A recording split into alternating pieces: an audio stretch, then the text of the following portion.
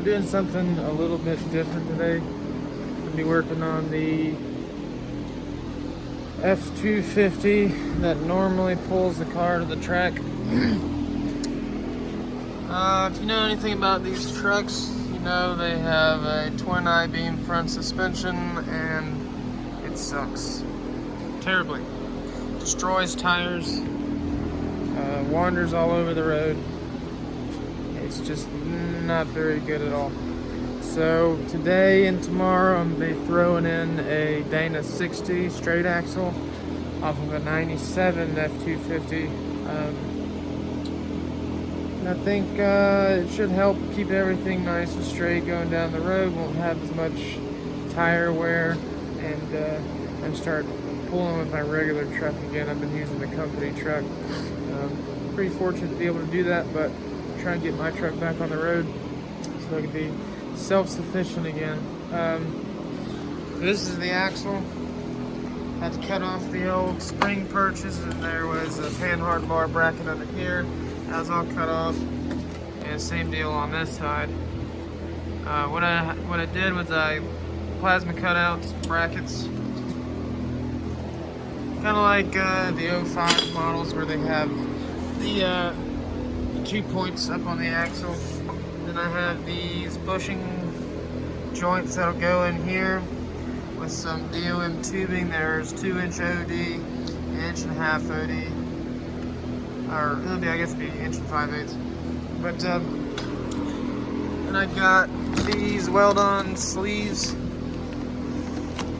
The sleeves, they weld on, they'll slide inside the tube, and you weld around here, and then it's threaded. I've got right-hand thread and left-hand thread, so when these are together with the rods connected, you can turn them and it'll pull the rods in or out, so you can adjust your caster and you can do it you know, anywhere, pretty much anywhere you want. Some trucks run about 0 degrees, anywhere from 0 to 5-10 degrees of caster to keep the truck stable going down the road. I'll let the alignment shop mess with that.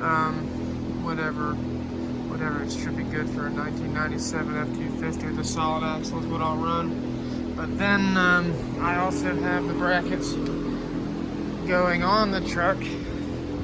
I made up this bracket here, took off the old leaf spring bracket from the truck. It was riveted on there, cut the rivets out, punched it out, and cut off what used to be a bracket here, cut it off, welded this plate on there. So this will bolt back under the truck like that, and then you'll have the 2 bars going to the front end, so you can go up and down. That'll be the 4-link setup. And then I've also got a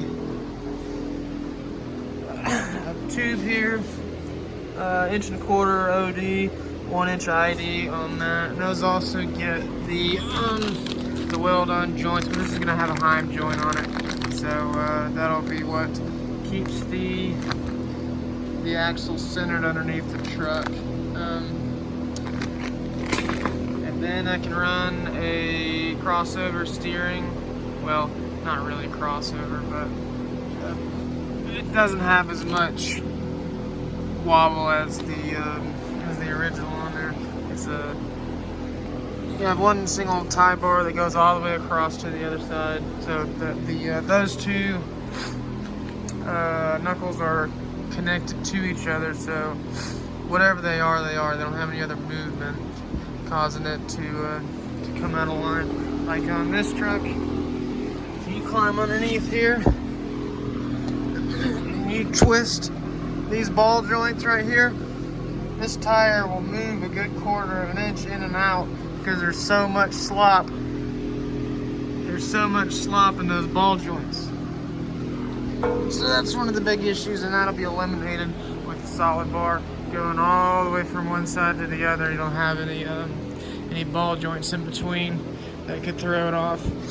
The only place you'll have a ball joint is somewhere around right here where it goes up to the steering box and back down to the bar. So there might be a tiny bit of slop, but it won't be nearly as bad as it was previously, or at least that's what I'm hoping. So right now I have just cut 2 of these plates here to finish boxing off these brackets. That'll go there to still allow our articulation without it coming in contact with the plate. So I'm going to weld that on here and the other side, and I may cut one for the bottom. I may do that, and then I may actually make another one that boxes in the bottom or boxes in the back side, welds to the tube, just to give a little bit more stability, because there's going to be quite a good bit of leverage on this axle.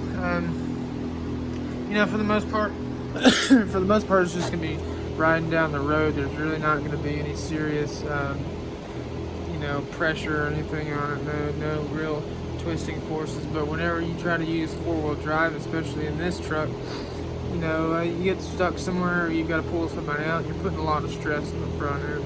So keeping that axle underneath the truck is pretty important. So I'll probably beef it up a little bit. And then I've got new brakes for it. Got new calipers, rotors, pads, all that. Throw up a brand new brake system on it. So yeah, hopefully button up all the small details today, and then try and put the whole thing underneath the truck tomorrow, because it's already about 3:20 right now. It's going to take some time. Taking the axle out from underneath this, swapping the hose assembly and all that's going to take at least a few hours, as long as everything goes exactly how it's supposed to go. And that means that the truck will just be sitting here in the middle of the shop, so I'll probably just tackle that tomorrow in case, you know, I need a few hours to get it figured out, or if something else happens. So that's pretty much it. I'm going to continue working on this axle here, putting a couple more braces and brackets on it, and then I've got to cut off the other side 4-link bracket. I just got to cut a couple rivets. It's a little bit of a pain, but it's a good little setup, because it'll be able to bolt on instead of having to weld something directly with the frame. So